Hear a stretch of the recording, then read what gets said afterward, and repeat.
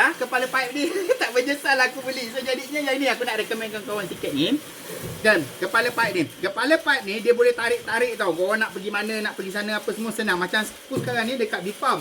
Cafe V-Farm aku ni. So jadinya biasalah bila hari kita tutup, kita buat cleaning, buat pembersihan apa semua sekali. So barang ni kau tengok ni, kepala pipe ni.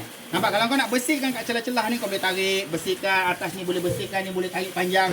Kalau rasa tak nak, yang ini boleh simpan balik. Dia boleh jadi kepala pipe air biasa, macam biasa macam ni Boleh jadi kepala function kan, function dia. So yang ini aku nak recommendkan dengan korang. Kalau korang nak cari kepala pipe yang boleh dicabut-cabut, boleh function-function macam ni, kau tengok kat dalam beg kuning aku letakkan dekat dalam beg kuning aku sekarang. So jadinya insyaAllah, kalau kau tak tahu nak ke mana hujung minggu, jemput datang aku punya V-Farm Village aku ni. Apa ada kat dalam V-Farm Village selain daripada kafe kelulut aku ni? Tengok dekat belakang tu ada apa? Ada kolam mandi, boleh mandi-mandi kolam. Ada dua lagi tau dekat belah bawah sana. Ada kolam mandi untuk budak-budak. Okey, yang tadi mula-mula tu itu kolam mandi untuk dewasa. Okey, tiket masuk murah je, RM15 untuk kanak-kanak, RM20 untuk orang dewasa. Kita buka hujung minggu je, Sabtu Ahad dengan public holiday.